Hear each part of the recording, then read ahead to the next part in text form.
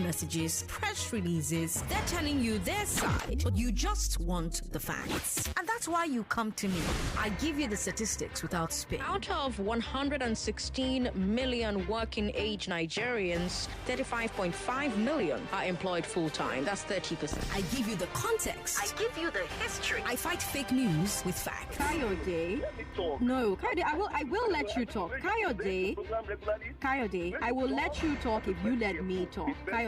That's why more and more Lagosians are tuning in. 500,000 Lagosians. 720,000. 970,000. Over 1 million Lagosians, they know that if you give me your afternoon, I will give you hard facts. Well done, Sandra, on all you do, going beyond the headlines and focusing on the facts. I am Sandra Ezekwesili, and these are your hard facts. Hello, Lagos. Good afternoon. I'm Sandra Ezekwesili, and these are your hard facts. First hard fact of the day: 267 new confirmed COVID cases over the weekend nationwide. 30 cases in Lagos. So we have to remain vigilant. You have to remember, of course, that people are not testing as much as they should, which means that you could meet someone who has this virus and not know that you've met someone who has this virus. All you can do is take your precautions, limit your movement outside, wear a mask when you go out, keep your distance from people when you can, wash and sanitize your hands as frequently as possible. That way we are all doing all we can until as many people as possible get vaccinated, which is our second hard fact of the day, by the way. Phase 2 of COVID vaccinations is ongoing. If you have not gotten your jabs yet, make arrangements to do so. Go to the website, register, then go to the healthcare center where you registered and get your first dose. If you've gotten your first dose, remember that you don't have full protection until you get both doses. So go back to where you got the first one and get the second. All right? The second dose at the same primary healthcare center where you got the first. And thank you for making this show the number one current affairs show in Lagos. I have a great show for you today, starting with the big weekend. We'll talk about the Anambra gubernatorial elections. Then we'll talk about the latest rescue efforts from Gerard Road building collapse. And then at 4 o'clock, the I Beg to Differ tournament will be live. I know, I'm excited. We're going to have one round of 16 debates for you, featuring 4 of the sharpest students in Lagos. I'm super excited. Remember, these 16 children are competing to win 1 million naira. You see why I always say that 1 million Lagosians cannot be wrong? Which other show is allowing children win 1 million in scholarship money? I'll wait. So make sure you're here at 4 o'clock when we have 2 students debate each other right here on the show. On the big hard fact, let's talk about house rent. Should government enforce monthly rent payment on the industry? Do you think that could work? How would that work? What possible effects could that have? Now, as usual, we're going to bring you all the latest updates every hour on the hour. Conversations with Rufai will take over after I'm done at 6 o'clock. And then, of course, the sports gang will be here from 7 to bring you all the latest in the world of sports. Now, I cannot go on until I say thank you to Sean Okuyemi. Sean saw me saying on social media that I didn't know where I could buy good meat pie. You know, meat pie like those olden days ones where you see it to be sweating, or not, well, not sweating, but just shiny from some of the butter, and then to be cracked, you know, from the things that are inside it. These days it's just flour and potato, you know. So I was asking, well, where can I buy that kind of meat pie in Lagos? And Sean said, you don't need to buy, I can make and deliver to you in your house. And he did. So thank you so much, Sean. The delivery guy has come. I've collected the meat pie. I can't wait to dig in after the show. Thank you to my fans. They're so amazing. Always wanting to take care of me. Okay, let's get right into today's big weekend. Like I said, Lagos, I am Sandra Ezekwesili, and these are your hard facts. The big weekend. Has INEC performed well in Anambra? Do you think they have? How have they performed in Anambra? How's the rescue effort going in Ikoyi? It was a big weekend. Lagos, let's talk about it. The Anambra Guber election will be inconclusive until at least Tuesday. That's when INEC has scheduled a supplementary election in Ihiala local government. Professor Florence Obi, the returning officer, said that there was no election in Ihiala over fears of insecurity. INEC has announced results from other local government areas, but they cannot announce a winner until the Ihiala election is done, because the number of outstanding votes in Ihiala is higher than the margin between the election leader and the other contenders. So it's like, what's an example I can give you now so you understand it? It's like in football. Even if someone is on top of the league table, you can't announce them the winner if another club can get enough points from the remaining matches to catch them. And remember, it's happened before. During the Kano Guber elections in 2019, Governor Ganduje was behind, but some local governments had inconclusive results. And by the time INEC conducted supplementary elections there, Ganduje ended up winning. Now, apart from Ihiala, another big story from the election this weekend was the turnout. Now, here are some hard facts for you. INEC says there were 237,362 votes cast across the state, apart from Ihiala. But Anambra has more than 2.5 million registered voters, also according to INEC. So that means the voter turnout has so far been less than 10%. We talked about this on Thursday, last week Thursday. I brought you a survey by SBM Intelligence, which showed over 60% of registered voters were not willing to vote. And it turns out that that number was even higher because SBM's survey pointed to a lot of reasons. The biggest one was fear of IPOB. Remember that there were multiple reports that IPOB wanted people to sit at home on election day, even though IPOB came out and said, no, we didn't ask anyone to sit at home on election day. A lot of Anambra people were scared that the group would try to enforce the warning with violence. But right before the election, the group, said it never gave such an order. But judging by the turnout figures, I'm guessing that people had their doubts. Less than 10%. Apart from IPOB, the next biggest reason given by that survey that we took a look at last week Thursday was a loss of faith in the system. And I talked to SBM's lead analyst about that, Confidence McHarry.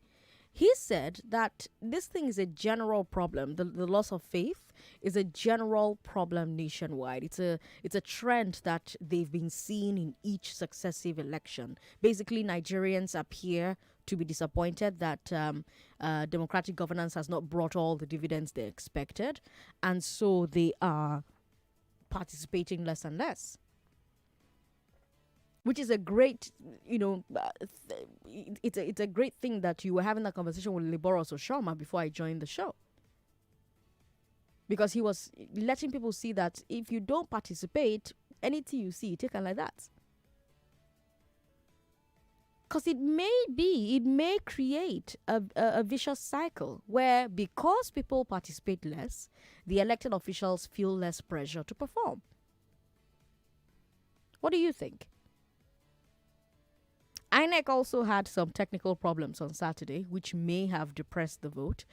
There were multiple reports of accreditation problems. In a lot of polling units, accreditation was delayed for hours because of machine failures. Some analysts believe that this led to voters going home because they couldn't wait any longer. So INEC has been under fire for the last couple of days. After all, this is the 22nd year of the Fourth Republic?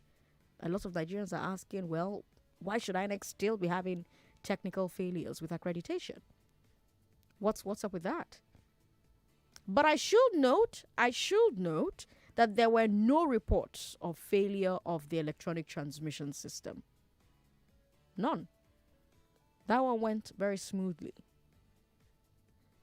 But what do you think was behind the low turnout in Anambra? How would you rate INEC's conduct of election in that place? What do you think about the need to move the election in Ihiala to tomorrow? Women, call us on 01465 Men, call us on 0700 993 Women, call us on 01465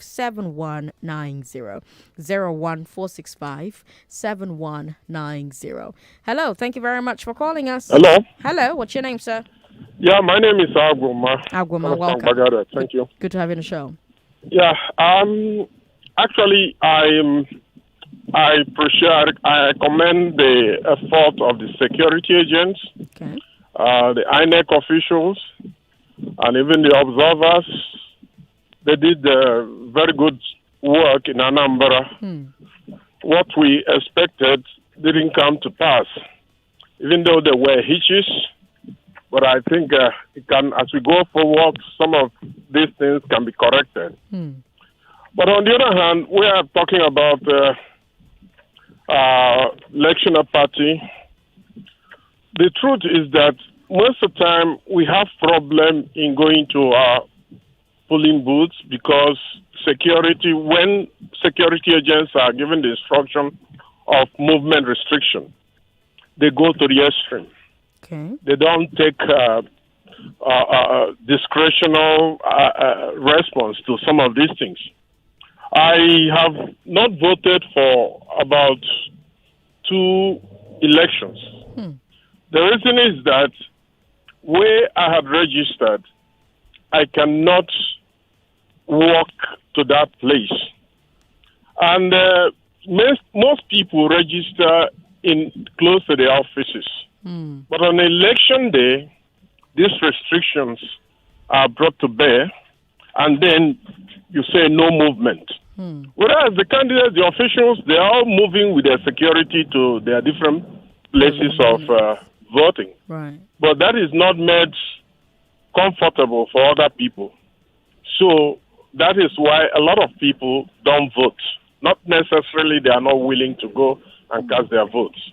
Thank you. Thank you, Agwuma. What do you think about the points Agwuma made? Because, some analysts will tell you that, one thing that they've learned from Edo and from Anambra elections is that votes actually count. The votes actually count. Yes, they can snatch the ballot boxes here and there. They may influence court processes. But in general, the more people come out to vote and protect those votes, the more difficult it is to entirely rig an election. So can things like maybe freeing up the ability of people to go to their polling centers and vote, maybe drive there if they can't walk there, could things like that encourage voter turnout? What do you think? 01465 7190 if you're a woman. If you're a man, 0700 993. Don't forget that we have the secondary school students debating live on air today at 4 o'clock. They'll do the same thing tomorrow. They'll do the same thing on Wednesday. They'll do the same thing on Thursday. So make sure that you're here and you're part of that conversation. 99.3, hello. Hello. Thank you for calling. What's your name? David is the name. David, good to have you on the show. Yes. Okay. You're live on air. Go ahead. Oh, okay. Yes. Good afternoon, Sandra. Good afternoon, David. Yes. Okay. So I want to make my own contribution. Yes. Go ahead. One of the main issues that we have with people not being able to vote, like the last caller talked about distance of polling units from where they stay. I also had a problem. The last election cycle, I started my transfer process in January 2018. Okay. And up until the 2019 election, my card had not been transferred from Kaduna State to Lagos State. So you can imagine how many times I had gone there, how many times I had written, how many times I had pushed, because I really wanted to vote. Yeah. But at the end of the day, I was disenfranchised. Then somebody comes around and says, I don't have a voice because I did not. Whose fault was it that I did not vote? Wasn't mine, certainly. So we have to make the process seamless. This time around, I've applied. The first week they opened the CVR. I applied. Fantastic. Let me see what's going to happen. Okay, all right. Let me see what's going to happen. Fingers crossed, David. I really hope that it works out for you because I'd love for you to vote. 99.3. Hello. Hello. Hello. Thank you for calling. What's your name? Good afternoon. What's your name, ma'am? All right, my offer from Oh, good to have you on the show. Can you turn your radio off for me, please? Okay. All right, go ahead. Trying to do that. All right. Is it okay now? Yes, go ahead. All right. Okay, I just want to respond to what the man that called the other time about allowing people to move during election says. One, it poses a lot of security threat. Okay. In the sense that the loss of time they move. I mean, to be easy for people that snatch ballot boxes and people that will disrupt election processes, move their ammunition and all that. Then, if they allow people to move, a lot of people will not vote. Market women will go to their market, and people that are like myself, that are business owners, will come to our business. Do you understand? People will not really be interested. And besides that, you are supposed to control your environment when you want to vote. So if I decide I'm from Anambra now and I will need to control what is happening in Anambra, I need to go to Anambra before the election day and then ensure that I exercise my franchise there. Right. So wherever you are staying is your environment. You should control that place. So people should stay at home during the election. They should not be allowed to move for security and for seriousness of the exercise. Okay. All right, Mayowa. Thank you very much for calling. Do you agree with Mayowa? Especially because in other parts of the world, election is not a disruptive exercise. Business is going on while elections are going on. So as I do on air now, if I get small break, 15 minutes, I'll just go downstairs to the nearest voting center and just vote there and come back and continue my show. Same thing for people who work in banks, for people who are security officers, police officers, etc., etc. Life goes on while election is going on. So do they have two heads there? This is just, I'm not addressing the possibility of security deteriorating now. I'm addressing the possibility of people not actually voting. They just got to open their shop and open their businesses. And hey, what's wrong with that? Because in other parts of the world, that's how elections happen. They go and open their shops and their businesses, and life goes on while they're voting. Do they have two heads? Because this no movement thing is really a carryover from military days, though. It's carryover from the military era. So should election really disrupt life, or should it just be a part of what we do? Or do you think we're not mature enough for that yet? 99.3. Hello. Sorry about that. Call back if you can. 99.3. Hello. Hello. What's your name? Good evening, ma'am. My name is Precious. I'm calling from Jubo. Welcome, Precious. Please, ma'am, I'm not calling because of the vote. I want to make a request, please. Okay, stay on the line. Let the call screener take your request, okay? Let's take it off air. 99.3, hello. Hello, President Sandra. Good to have you on the show, sir. What's your name? My name is Godwin. All right, I'm Godwin. calling from Lekki. Welcome, Godwin. Yeah, this is a first-time caller. I'm glad you called today. Welcome. Yeah, I have been trying to reach you, but 1 million negotiations have taken over. You're one of them. Welcome. Yeah, concerning the elections that took place in Anambra State, I think the INEC should really check and still go back and check their action or whatever they took that very day, because if they are telling us that they have to schedule the dates to run the election again, I think it is not actually right. Okay. Are you with me? I'm with you. Mm-hmm. Because this similar things happen in Kano, as you have said earlier, and at the end of the day, the sitting governor has been declared as a winner again. Right. So they are trying to repeat this same thing. I think we youth need to rise up and say no to all these excuses. Electronic machines is not working, service network failure, all that. before the election, they need to fix all these things appropriately. They should not be playing with Nigerians like this. All right. And again, every Nigerian have a right to go on with his businesses on the election day. You just give yourself some few minutes, go and vote, come back and continue with your business. What does that affect to shut down the whole state? No move, no opening of the shop, no opening of this. I think, honestly, Nigeria is getting somewhere that if we didn't rise up now, we cannot able to control it again. So it's the right time for us before this 2023. We should wake up. I'm calling all the Nigerian youths, please. We should not be fold our hands, be watching or listening to radio while we should not take action on this. Thank you. All right, Godwin, thank you very much for calling. We appreciate it. 99.3, hello.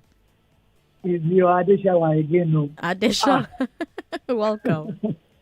Good afternoon. Good afternoon, Ma. Good to have you on the show. Good afternoon. Fine, thank you. See, that Anambra, I wanted to say Adesha. That Anambra election, I think people were scared. Okay. But if we have put that being scared aside, I think they will have gotten a very good result by now. Okay. Because I don't see the election that took place there. The statistics they've been saying since Saturday. I can see so many people were not out to even do anything concerning election that day. Because some people were looking at it that what if the accidental discharge of bullets now? Who are they going to hold? Nobody is going. The military personnel they put in Anambra was just too much. Okay. Even that's enough to cause phobia for everybody. That's one. Then two, our youth. Nobody wants to release their children now. Nobody wants to even say this. But to me, we've done a very bad job by not even voting at all. Why? Because what are we saying? What knowledge or what thing are we telling the younger ones that are coming up? That is, we are afraid to even choose our own leaders. Well, thank God. Okay. Have a nice day. You too, ma'am. Thank you so much for calling us.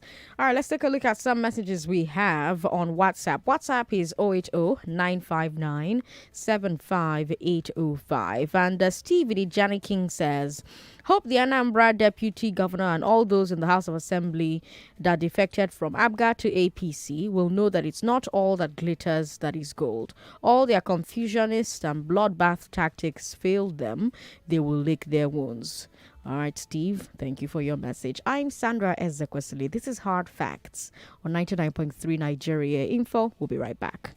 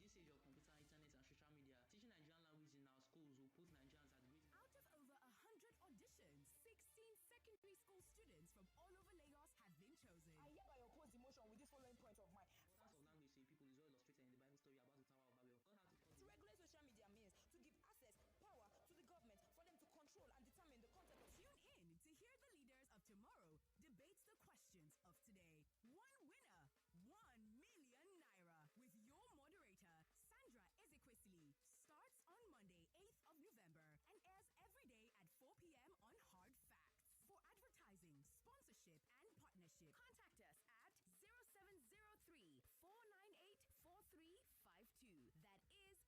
0703-498-4352.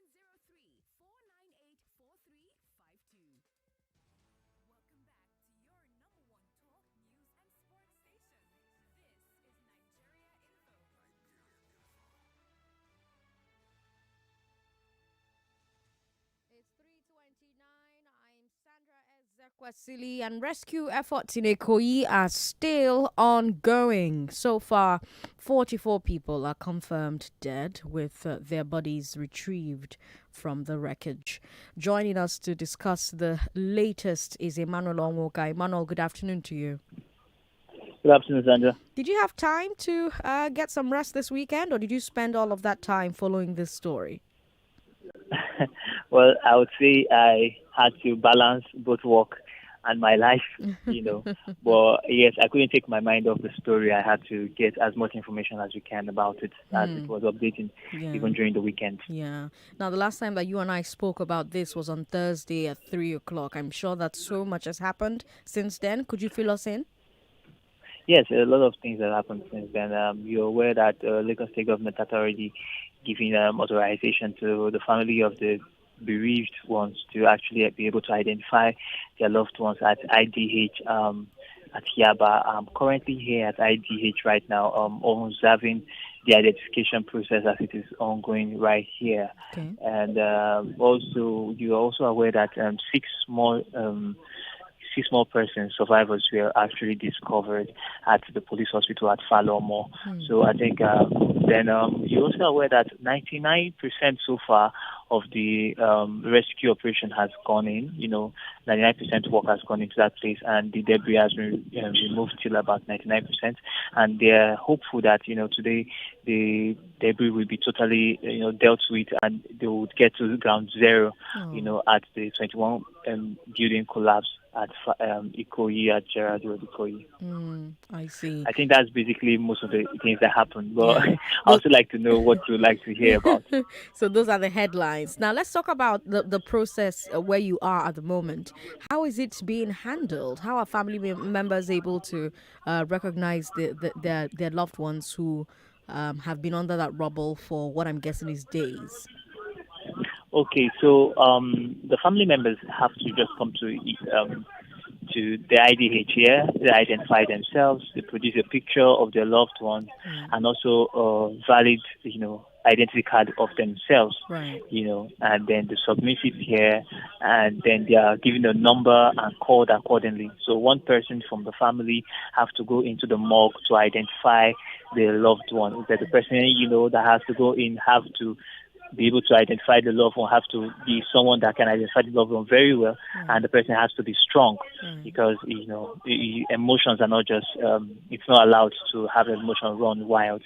No matter how at the brink of emotion you have to be strong to be able to go in there, observe, see the dead person, and actually come back in. A lot of people while coming back, actually sob, they cry. Some of them, tear up. Some of them just look downcast. At the end of the day, when they come out and they're able to identify, their loved one. The only situation we have right now is about one of the peculiar cases that we have that was given attention to by the Lagos State Governor. In case of a man, Mr. Godwin, whose son is among those that were dead, but he has been to this morgue now. He said 16 bodies have so far been prepared, for identification. And he has exhausted the 16 and he has not been able to find his son yet. So he's waiting for more bodies to be prepared for identification. Just like the Lagos State Governor had said that all corpses before identification have to undergo autopsy. So they have to do the preparation and before the family members can come in to actually identify the corpse. Right. I want to take you back to the 6 persons you mentioned earlier. There was some controversy over, when they survived. It turns out that there was a miscommunication over previously rescued survivors, yes? Yeah, there was a communication gap about the actual date in which the survivors were found. So what happened was that, before you heard over the news and in some mediums that the response team got there at about 4 or 5-ish o'clock on that said day it happened, when the incident happened at about 1, 2 o'clock. So between the hours of 1 to 4 o'clock, about 6 persons were rushed to the hospital. But it was not the government, approved hospital. It was the closest hospital to them at the time. That was the police hospital at Falomo. They rushed them quickly to the hospital and had them there since that same day. But the information didn't come out that much. So the government rescue officers on ground moved the other survivors, the other 9 survivors that have been in the news for quite some time, moved the other 9 survivors to the General Hospital, Lagos General Hospital at the island, and had the 9 persons there, assuming that these 9 persons were the only survivors of the incident. But having a conversation with, I think that was the Commissioner for Information. This same Mr. Godwin had a conversation there, and while he was having the conversation, he said something about he said something about he had gone to the police hospital at Falomo, and that some of the patients were there, and he said he saw one patient there, and he checked, and it wasn't his son. So he had brought out that information, that there were other survivors aside those ones that were actually at the General Hospital at the island, at the Lagos Island. So I think that prompted the search for other survivors, and then it was discovered that 6 survivors had actually been taken to the police hospital at Falomo on the day of the incident, before the rescue officers took the other 9 to the hospital. So that makes it a total of 15. But when the Lagos State governor was saying it, some people just assumed from his statement that those persons were rescued on Saturday, which was the day 6 of the incident, and they just spread it on social media. I've seen many posts on social media. Yesterday, I was forced to call the Commissioner call the Commissioner of Information and Strategy to actually clarify and have NEMA also clarify, which was aired in the news this morning. They had to clarify this so that members of the public don't go about with misinformation and start spreading. But that raises the question: how well are the different agencies coordinating with each other? Now, I think to an extent, it's right now. To an extent, everybody, the coordination seems to be, a bit. There seems to be a little bit of communication gap, because you have the federal and the state agencies actually here, and about the little uprising that happened over some days back, where the governor said that all information has to be centralized and has to come from the Ministry of Information.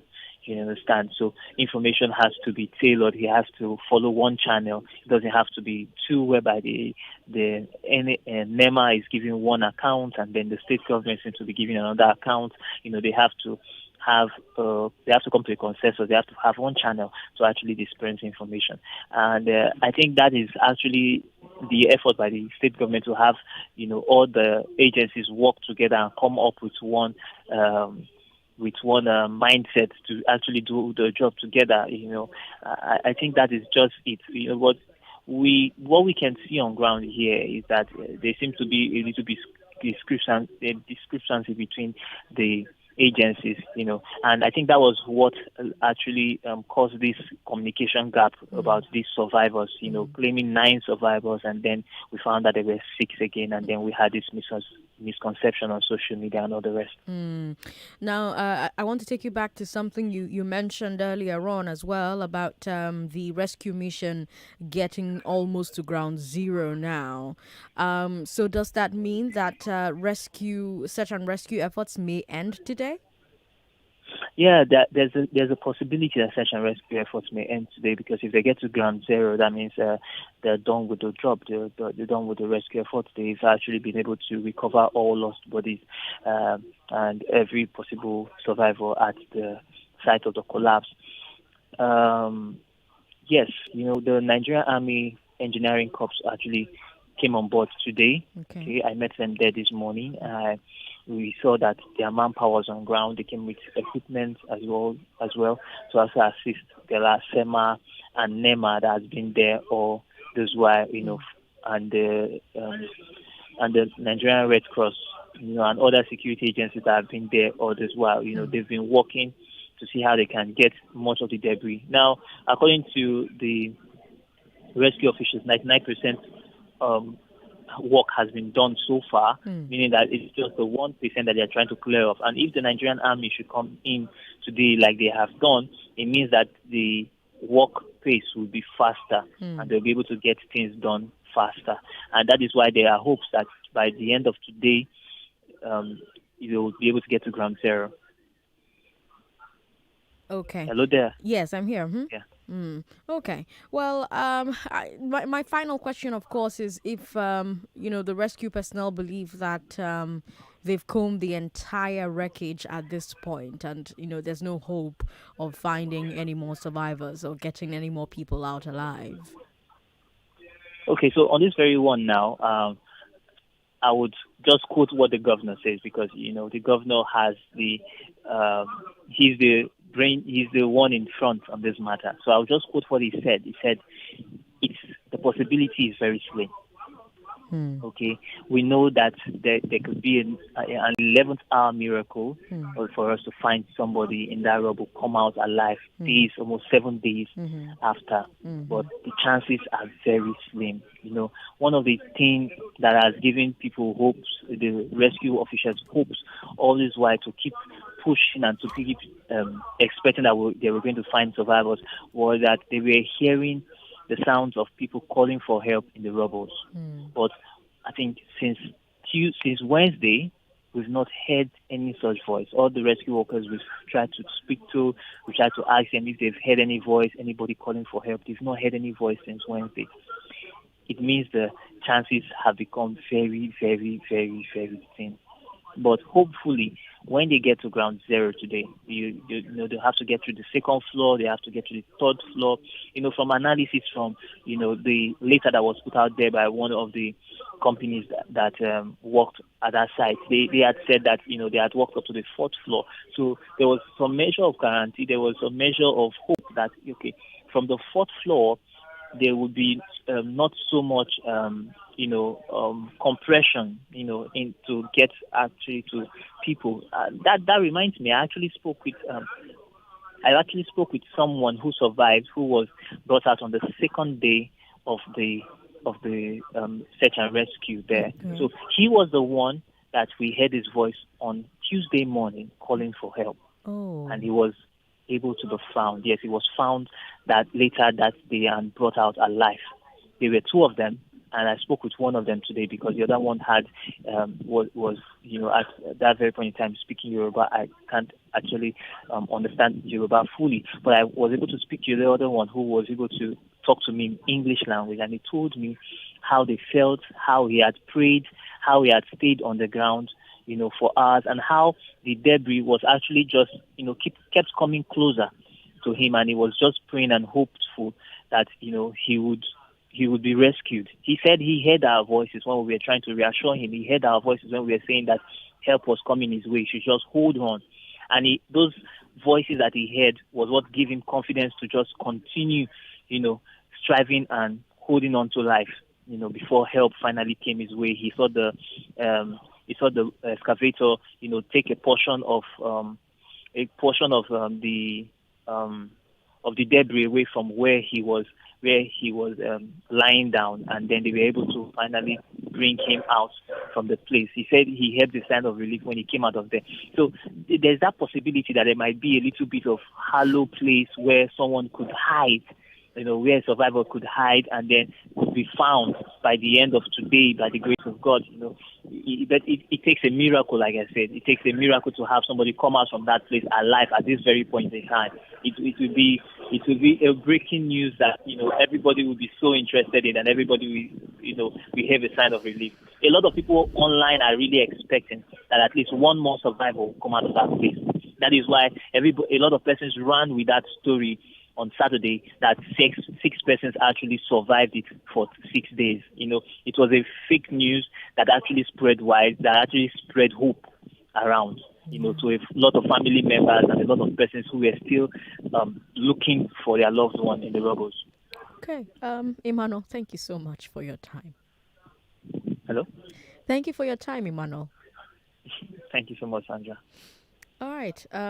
Lagos, let's talk. Whew, okay. 0700-993-993-993 01465-7190. If you're a woman, call us on that number. If you're a man, call us on 0700-993-993-993. We've got WhatsApp as well. WhatsApp is 080-959-75805. If you would prefer to leave your thoughts to us on Facebook, Nigeria Info FM. That's our Facebook. If you are listening outside the country, please call us via Skype. Skype is Nigeria Info FM. You're listening to The Big Weekend on Hard Facts. On The Big Weekend, we bring you all the big stories that broke over the weekend, and we get your thoughts on those stories. Now, we've told you about the elections in Anambra, and now we've brought you updates from the rescue efforts in Ikoyi, still ongoing, may end today. Comrade Ike Papa is on the line. Welcome, Comrade. Gozikwagi. Thank you. I greet all the Nigerians. Nigeria go better. What happened in Anambra was fear of the soldiers. The Anambra was militarized. Because, Sister Sandra, let me tell you, forget about how my voice is. If you bring Anambra, soldiers for Anambra, I don't know, come out and vote. Number one. Number two, the Anambrarians and Igbos are very angry. They are very angry. Sister Sandra, I traveled 2 months ago. If you descend from Opiweka, the whole road in Eastern is not good. What is the essence of them voting? So it's because of the fear of the military. There was too much heavy military in Anambra instead of Sambisa Forest, instead of Niger State, instead of Zamfara, because of election. That's number one. Number two, concerning the fallen building. Are you there? Yes, I'm here. Concerning the fallen building, I have been crying. The reason was fake cement, fake iron, heavy load from 15 to 21, and which the foundation is supposed to be 40 50 tips with big iron. The foundation that is supposed to carry that thing is supposed to be 40 50 tips, because I have an architect friend. I don't understand what I'm saying. Mm-hmm. So I don't know how you will. During 1998, when we say we did school, when we say we go do small August break, Babu means missing cement, and you go collect 150, 200. They can do kind for school. If cement touch you for leg or your manhood, it will be like acid. But now cement can be like ash. So how do you expect cement, what they do now, to hold 21-story building? Because nobody to question. Because you gave one person license to be important. What do you expect? So I'm crying. Now, what I'm asking government to do now is that you see the family of those people that are bereaved, those people that died, their family. Make government give them 30 million. Make Nigeria stop asking me, say, people who don't die. If people who don't die, they don't get family. Make them give them the family. If I die tomorrow, make them give them. Thank you very much. Thank you very much, Comrade Ikechukwu, for calling us. Lagos. You've heard from Emmanuel Onwuka. Saturday, families were allowed to start identifying the bodies of their loved ones. If you remember, all of last week, Emmanuel was telling us that body identification was on hold. The rescue workers had simply been sending the bodies to the morgue. We talked to lots of family members who'd been waiting for days to find out whether their loved ones were among the recovered dead, or whether there was still some hope of rescue for some of those families. And for some of them, closure came this weekend. Our thoughts and prayers go out to all of them. And you heard from Emmanuel as well that rescue efforts may be suspended today. I want to know what you think about that. The building collapsed last week, Monday. So today makes it 1 week that victims have been under the rubble. Do you think that this is still too long to hope for survivors? Or do you think that the rescue teams should keep at it? And if you think they should keep at it, for how much longer? It's 3:48. Women, let's hear your voice. 01465 7190. Men, 0700 993 993. If you're abroad, if you're abroad, Skype is what you should be calling. Skype is Nigeria Info FM. And yes, there's WhatsApp. WhatsApp is 080-959-75805. 080-959-75805. Let's speak with Joseph. Hello, Joseph. Yeah, good afternoon. Good afternoon. Good to have you on the show. Okay, thank you. Yes, welcome.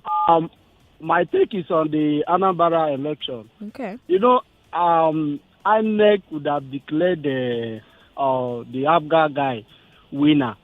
My reason is that, the law says that anybody that wants to be governor will win at least 2/3 majority of the state, right?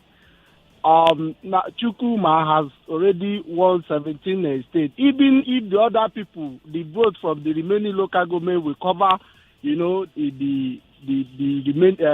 number of the votes. There is no possibility that they will become governors because they can't win a 2/3 majority again. I think it's a waste of time for INEC to declare the election inconclusive again. Thank you. All right. Thank you very much. Let's take a look at some messages that we have online, okay? WhatsApp is 080-959-75805.